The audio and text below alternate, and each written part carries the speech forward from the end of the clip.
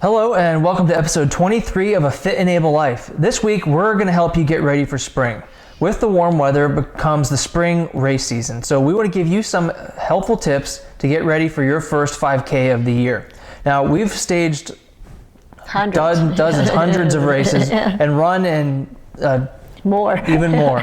So we got a lot of experience and we want to share with you so you have a good race season this year and get you going right. So what's the place to start for someone who's trying to get ready for a first 5K after the winter time? Well, that's an excellent question, and I like the idea with Travis, what you're saying, that we not only stage races, but we've run in a lot of races too. We are uniquely qualified to help people get started because we're race directors, we're coaches, we're athletes.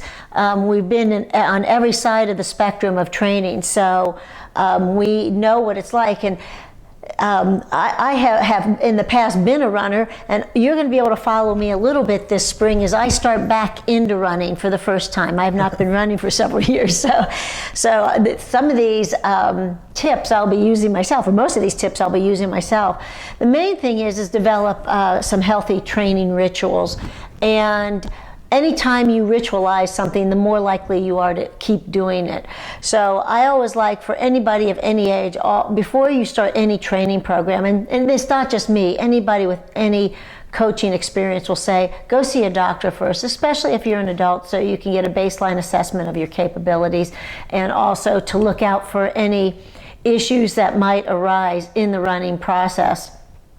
And so I think it's always a good idea to follow that advice, to see a doctor. The second thing I always recommend is that you get new running shoes. We like Jason over at Omega Sports in the Crossroads area because he just shows a wonderful expertise for all levels of athletes, and making sure they have the shoe that's going to best help them perform well as protect their body.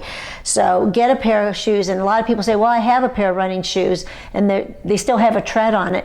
It's not so much about the tread on the shoes. If you've been wearing them for walking shoes for 2 years, everything that's in the shoe that's meant to protect your foot has probably been broken down from just standing on it. Standing in a shoe breaks down a shoe, as well as the sweat that you would have on your feet too.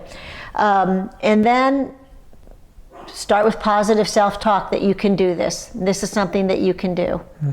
And the positive self-talk is, a lot of times people see runners that are excellent runners and say, oh, I can't do that. Well, actually that person didn't start off doing that. That person started off doing far less and developing a progressive training plan to succeed. Start off small, set your goal and figure out your strategy.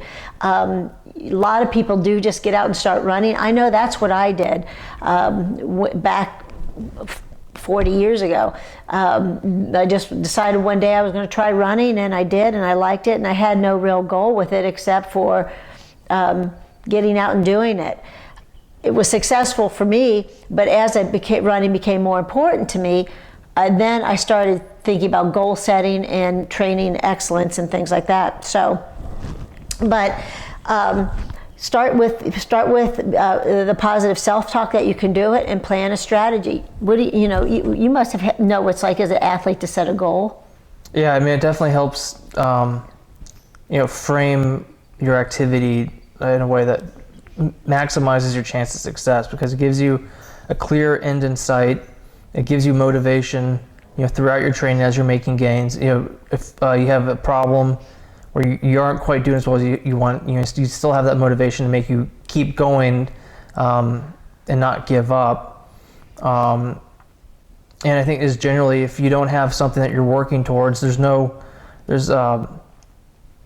to really measure it by. I mean, you can still be making your times faster, going a greater distance, but still, I mean, there's not a benchmark helps you in so many different ways, at least on the mental side of the training program. It does, and not only that, once you reach that goal, it's so exciting and motivating that it sets you up for success for the next goal, the next level. Yeah. And that is really what makes training progressive and racing progressive. Now, just because you're running doesn't mean you're going to be racing.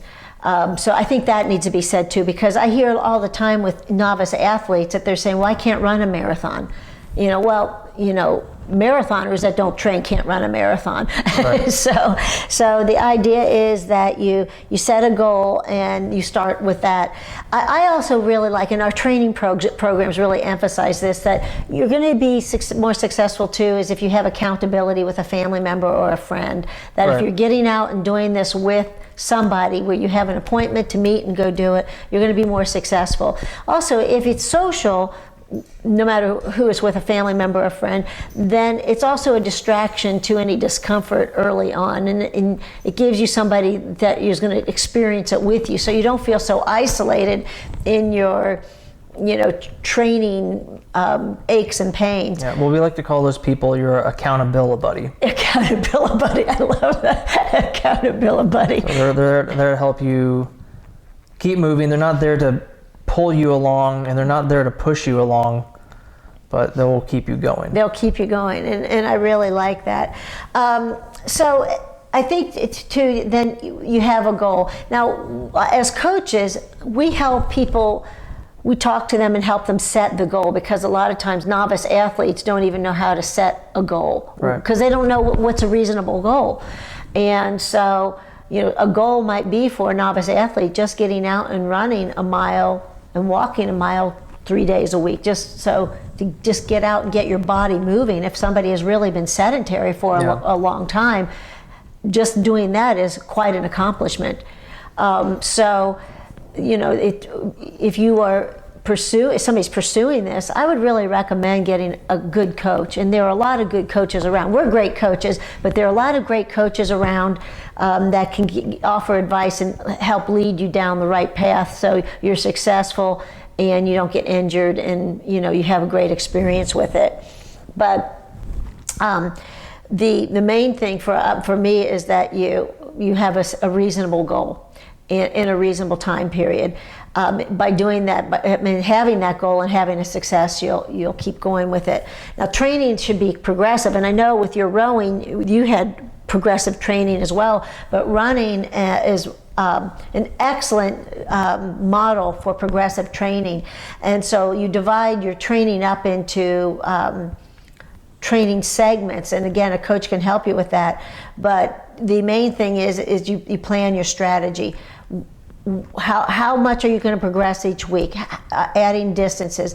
The typical rule of thumb is you shouldn't add any more than 10% distance a week, to ward off injury. But honestly, if you are adding, just by running 3 or 4 miles a week, that's a huge increase in your lifestyle, your running lifestyle. So I would just do a few weeks of that moderate distance. Just get out, and if it starts to hurt, listen to your body. Walk a little bit. Walk like you've got somewhere to go. Don't stroll along, smelling the flowers. Walk like you have somewhere to go, where you're using good body posture, where you're using good body mechanics. Yeah. And then once you catch your breath and your body starts feeling better, start jogging again. And sort of like an interval training with walking and jogging, but it is a way for you to cover the distance, not cause injury, and also be improving as well. And you'll find that your walking segments are fewer and fewer and shorter. So that has been very helpful with a lot of our athletes. So now, with some of our athletes that we have, that people look at the distance and they get, as I said, I can't run a marathon. So even when people come to a track and do track workouts and they're looking at 400 meters and we say run a lap, they're like, all the way around? And so even 400 meters can seem overwhelming to people. Yeah. And so the idea is that you try to set aside those fears that you might have about doing that and go 200 and walk the rest of the way, as we do with our athletes, jog as far as you can and then walk the rest of the way around, and then just work with them until they're jogging the whole way around.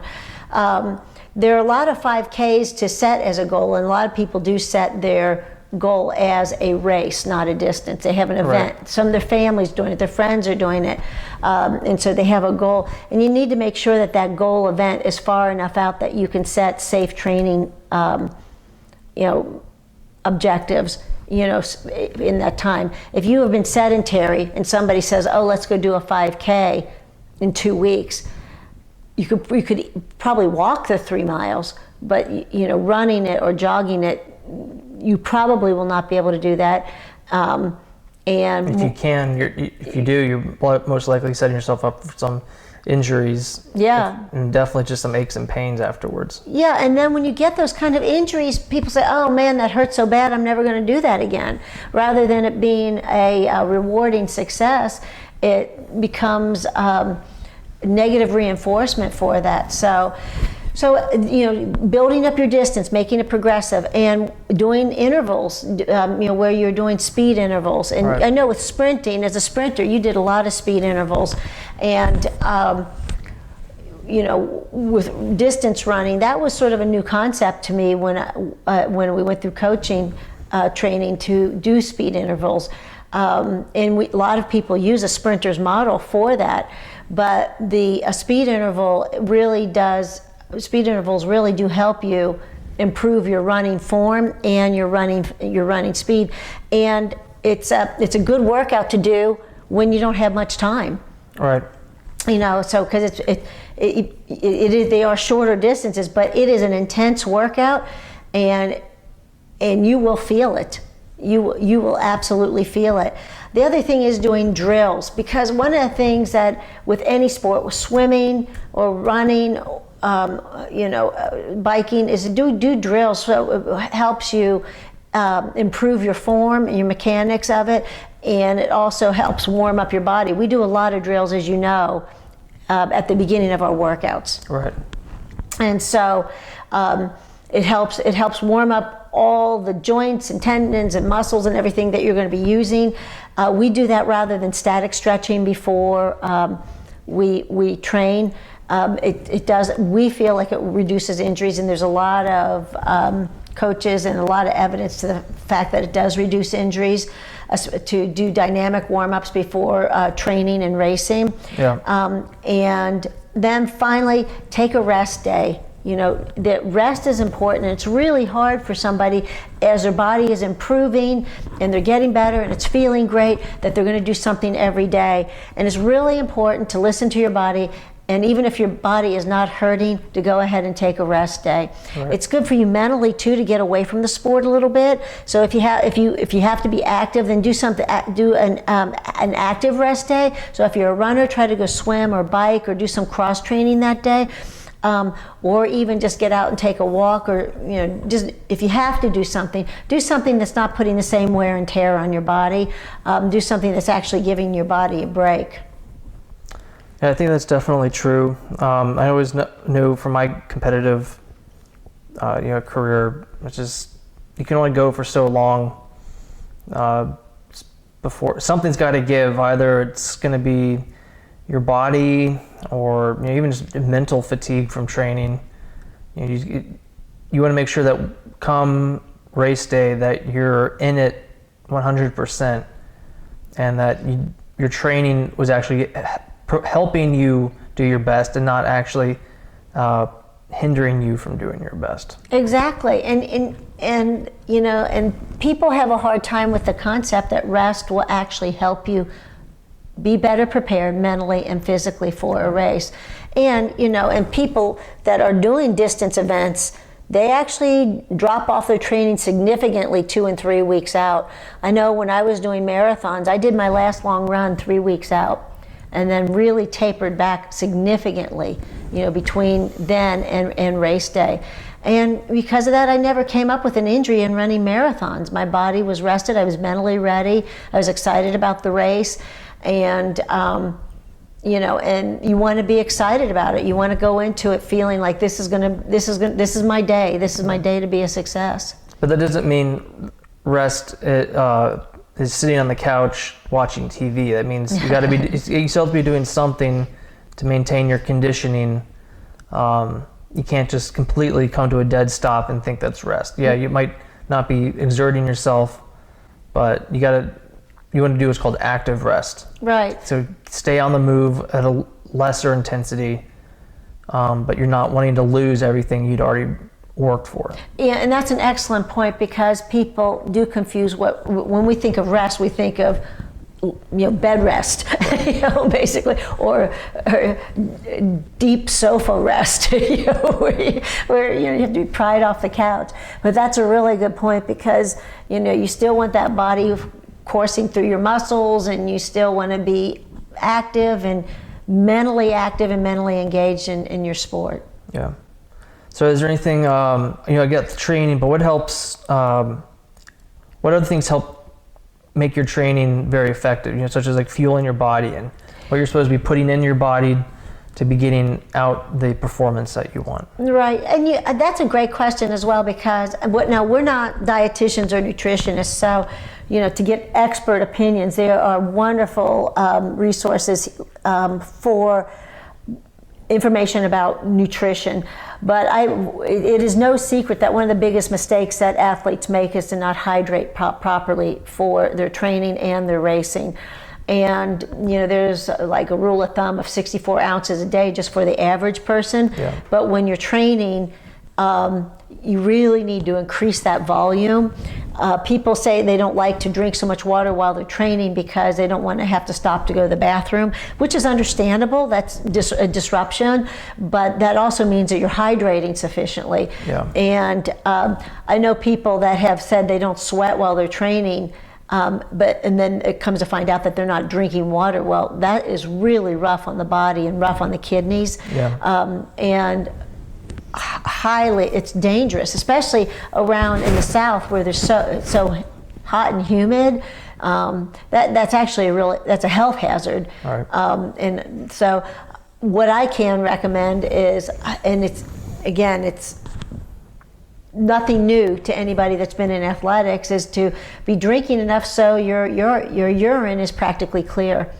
And while some people that are not familiar with that, it is a great way to determine whether or not you're hydrating enough. If your urine's a deep gold or orangey color after training, it means you just didn't consume enough water, and that's putting a lot of wear and tear on your bodies, especially your kidneys. Right. Well, are there any other just peripheral kind of training things that runners need to be staying on top of? You got running's obviously the main thing, but what other activities, training activities, should people be doing? Well, I love running, but I love triathlon too. So cross training is always a benefit. If you're swimming or biking, you're getting a lot of cardiovascular benefit. You're using those muscles differently, so you're still training them, and you're training them all around. It's sort of, like eating the apple all the way around the core, and preparing your body all the way around. Triathletes are amazingly fit human beings. Part of what they do as well, and is that do strength training, and that's not only like upper body and legs and things like that. I advocate strength training and weightlifting, for the entire body. I also really advocate a lot of core work. Now, some people do core work every day. I don't really think that's necessary, but if you do a good set of core exercises at least every other day, you're really going to be getting the benefits. And to remember that the core is just not doing sit-ups and working your belly. Core is your whole pack here, that your back and everything. And couple of the best exercises to do if you're at home and and you don't have access to a gym, or you're traveling, push-ups and planks are just great exercises that can be done at the length of a towel. Yeah. And so I really recommend that as well. But strength training is such an asset, and core work is just necessary for anybody, athlete or non-athlete. Yeah. Well, any other last I want to recap everything you said, but is there any final tips for runners in training? Yeah, I think the thing that, people get into a little bit of a rut, even great athletes get into a little bit of a rut, be looking for alternative resources to give you interesting workouts, different places. We live in Cary, and Cary has 80 miles of wonderful trails to run on, paved trails with trailheads and restrooms and things like that, drinking fountains. We're really lucky, but be looking for different ways to train, different locations to train, so it doesn't become mundane or boring to you. You know, and it's shake it up, do some distance, do some sprints, go to a track, go out on a trail, go out on a soft trail. You know, try, if you're always running on a hard surface, go try running on a soft trail and do some real cross-country work. Try races where they're in different locations and different surfaces and flat and hilly. You know, there are just a lot of flavors to running. And the more flavors you add, the more interesting it'll be and the more rewarding it will be. Yeah. Well, I think these are all good tips. I just want to quickly recap, because we covered a lot of ground, and just want to quickly recap everything we talked about.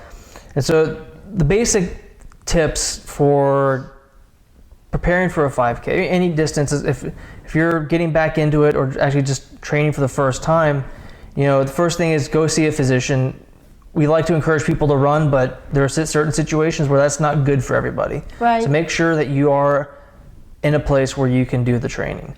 Second, get the proper equipment, and that's mainly shoes. As we like to say, protect your feet. If your feet go out, you're not going to even be walking anywhere. So you want to make sure you're serving your feet well, and then, you know, start giving yourself the right positive attitude and state of mind to achieve your goals. It's going to be a lot of work along the way and with some ups and downs, but you got to be talking right to yourself. And if you need any help on learning how to do that, I suggest you check out the book, A Little Engine That Could. Well, yeah, that's a good lesson in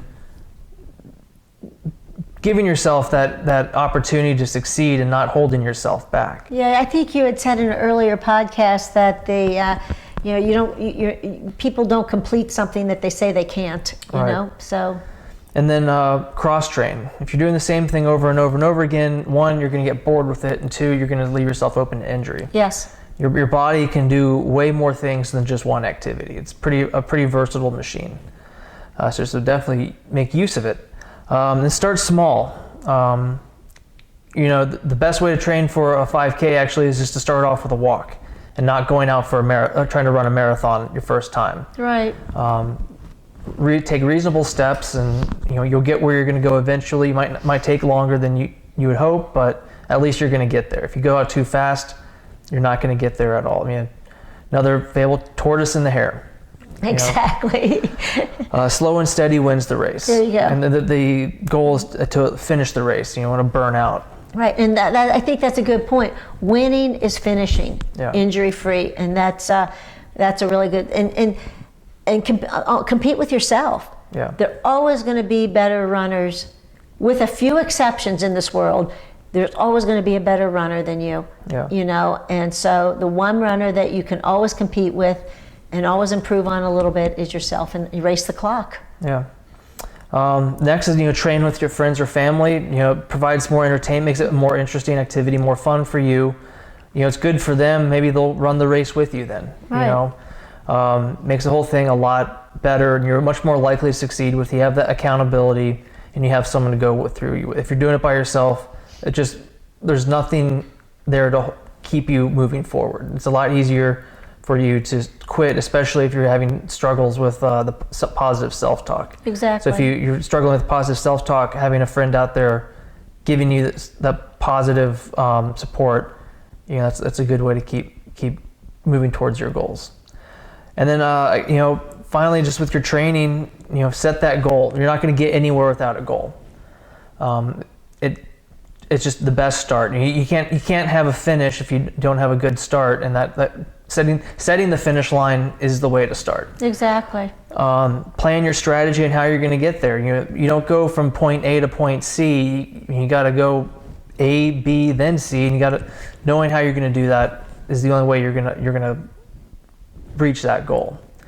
And then just, you know, all the other things, you got to do all the training pieces that we said. You know, intervals, distance, sprints. You know, hydrating properly, eating the right things, doing the ancillary activities like the strength training, the core, stretching, warm. You know, getting enough sleep. all these things are necessary to keep you moving forward at the best pace possible. Right. And if you don't do these things, yeah, you might get there, but you might not get there in the shape you want, and you might be causing some problems for yourself in the future. Right. And I'm glad you mentioned the sleep real quickly, because a lot of times people say they don't have time in their day to run or to fit it in. And if you're getting up earlier in the morning to fit it in, you're getting less sleep, and a lot of times that can wear down your body. So to make sure that if you are making that adjustment in the schedule, you're also going to bed a little bit earlier in the evening, so you're still getting what you need to be functioning properly throughout the day. Yeah. Well, I think these are all good points. We're going to link to a lot of other resources in the show notes to help you train for your first 5K. We wish you all the best of luck in that. There's a lot of races out there, a lot of different courses, so you can find a challenge that's just right for you. And hopefully, if you're looking for an event, please check out fitenable.net. We got a lot of races coming up ourselves, and they're perfect for first-time and very novice athletes. Yeah. So it's a good experience for you to start your competitive career. We hope to see you there. Please subscribe to our channel on YouTube and on iTunes if you like our show. And we'd love to hear some feedback from you, whether it's leaving a review on iTunes or some comments on Facebook or YouTube. We want your feedback. We want to know what kind of questions you're asking that we can help you answer to help you train at the highest of your abilities. Right, and honestly too, some of our listeners have great tips too that we can share. And so if you have a great tip that's worked well for you or somebody you know, share that too. You could be your own little internet coach. Well, thank you for joining us this week, and we will see you guys next time. See you at the races.